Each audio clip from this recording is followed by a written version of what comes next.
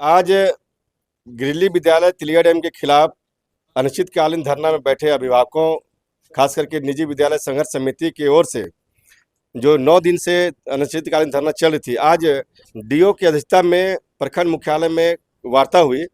इस वार्ता में कौन सी बात को इनके माध्यम से रखी गई और क्या वार्ता में मंजूर किया गया, जानते हैं निजी संघर्ष समिति के मेंबर से।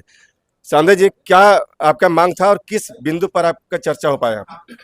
आज त्रिपक्षीय वार्ता जो हुई उसमें हम लोग को 12 सूत्री मांग जो संघर्ष समिति का है और अनिश्चितकालीन जो धरना चल रहा है, तो उसमें तो जो वार्ता हम लोग एक बिंदु से 12 बिंदु तक जो बात रखे डीओ साहब के सामने और अंचल अधिकारी के सामने, ये बात स्पष्ट हो गया कि शिक्षा अधिकार अधिनियम का खुल्लम खुला उल्लंघन गिरिडीह विद्यालय प्रबंधक कर रहा है। जैसे कि ड्रेस, जूता, बैग, किताब, कॉपी एक ही दुकान से खरीदना, वो आदेश इनको मिल गया कि एक दुकान से नहीं खरीदना है। वो बच्चे पर निर्भर है कि कहाँ से खरीदेंगे। दूसरी बात है कि जो दंड दिया जा रहा था विलम्ब शुल्क के नाम पर, मैंने विलम्ब फीस के नाम पर, वो पूरी तरह से हटा दिया गया। डीओ साहब की तरफ से रोक लगा दिया गया, जबकि गिरिडीह नहीं मान रहा था जो मनमानी है। उसी तरीके से 75% यहाँ के लोगों को जो रोजगार देना है, उस पर वो सूची डीओ साहब उनको कहा गिरिडीह प्रबंधक को कि आप इसको सूची दे दीजिए कमेटी को, और उसमें अध्ययन किया जाएगा कि 75% यहाँ के लोगों का है कि नहीं। से हम लोगों ने ये त्रिपक्षीय वार्ता में कहा कि गिरिडीह विद्यालय पूर्ण रूप से डीबीसी की जमीन में अवस्थित है और उन्होंने डीबीसी के जो डायरेक्टर हैं उन्होंने इनको नोटिस दिया है कि आप 6000 वर्ग फीट जमीन में आप मेरा अतिक्रमण किए हुए हैं, और गिरिडीह प्रबंधक डीबीसी से आग्रह किया है कि 1 एकड़ 89 डिसमिल जमीन हमको चाहिए, चूँकि मेरे पास साइकिल स्टैंड नहीं है, खेल मैदान नहीं है, पहुंच पथ नहीं है, वगैरह वगैरह के लिए ये आग्रह कर रहे हैं। हम लोगों ने कहा है कि चूँकि रैयत जो डीबीसी को जमीन दिया है तो डीबीसी को दिया है, और डीबीसी को हम लोगों ने कहा है कि आपको बांटना नहीं है। अगर आप इस्तेमाल नहीं करते हैं तो जमीन किसान को वापस करिए, लेकिन किसी को व्यवसाय करने के लिए, धंधा करने के लिए ये जमीन हम लोग देने नहीं देंगे।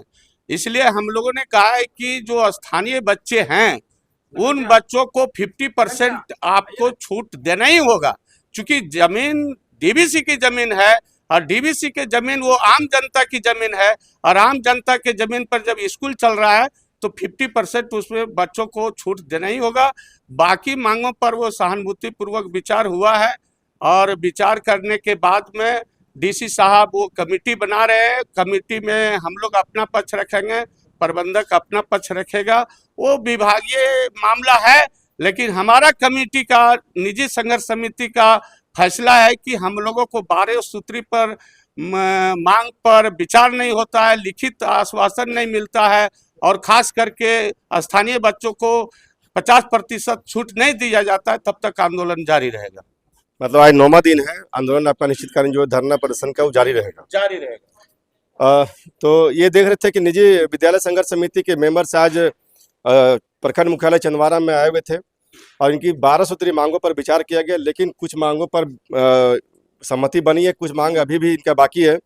अभी डीसी साहब के द्वारा एक कमेटी गठन किया जाएगा, जो जांच रिपोर्ट आएगा उसके बाद इनका कहना है कि जांच के बाद जो मांगे इनकी मांगी जाएगी, तभी इनका धरना प्रदर्शन समाप्त होगा। तब तक इनका अनिश्चितकालीन धरना चलता रहेगा। देखते रहिए बिंदास बोनी सदाम अंसारी कैमरामैन के साथ। सर, आज निजी विद्यालय संघर्ष समिति की ओर से 12 सूत्री मांगों को लेकर बैठक किया गया था आपकी अध्यक्षता में, क्या कुछ हुआ सर? इसमें हम लोगों ने बृहद चर्चा किया, और बहुत सारे मैटर ऐसे हैं जहाँ पर थोड़ा टाइम लगेगा उसको करने में, तो हम लोगों ने इनसे टाइम मांगा है। प्लस में डीसी सर की एक हम लोग मेरे को एक आदेश पर आते हैं कि बोले हैं कि एक टीम गठन करना है, और टीम जो है एक सारी चीज़ों की जांच करेगी कि जो इनकी मांगे हैं वो कहाँ तक किस हद तक मतलब इसमें समस्या का समाधान किया जा सकता है, उस संदर्भ में एक टीम गठन होगा और टीम का रिपोर्ट के आधार पर इनका जो सोल्यूशन है वो किया जाएगा। और अभी फ़िलहाल में इनको बताया गया कि जो भी समस्या है, जैसे कि अभी जुर्माना की बात था और भी बहुत सारी चीज़ें थे, तो बोला गया कि जुर्माना उनको अभी नहीं लेंगे और अभी मैं जाऊंगा तो एक आदेश भी निकालूंगा कि जुर्माना अभी तब तक ना लिया जाए जब तक इसका टीम का रिपोर्ट नहीं आ जाती। तो और भी बहुत सारी चीज़ें हैं और इसका सोल्यूशन एक टीम का गठन उसका रिपोर्ट आने के बाद ही होगी। स्थानीय बच्चों का 50% जो शुल्क है उसमें माफ़ी के बात को लेकर इन वर्डिंग है, उन पर कुछ बात हो पाएगी? उसमें भी बात हुई, लेकिन अब उसमें से चिन्हित तो करना होगा कि स्थानीय कौन है, उसका क्या परिभाषा है। वो जब तक चिन्हित नहीं होगा तो फिर उस पर डिसीजन लेना तो अभी हम इस स्तर तक नहीं हो सकता। एक बुक्स के बारे में चर्चा हो रही थी कि जो बुक्स है बार-बार बदला जाता है, तो उसमें क्या कुछ आपके माध्यम से कुछ कहा हाँ, गया? इसमें हमारे यहाँ एक जिला शुल्क समिति का गठन हुआ था और उसमें सारे निजी विद्यालय के साथ बैठक की गई थी और उसमें उस टाइम हमारी जो तत्कालीन डीसी मैम थी उनके द्वारा निर्देश भी दिया गया था और प्रोसीडिंग में कि सारे विद्यालय जो हैं और जो बुक का बदलाव बिना अन्यथा नहीं करेंगे जब तक आप आदेश नहीं प्राप्त कर लें।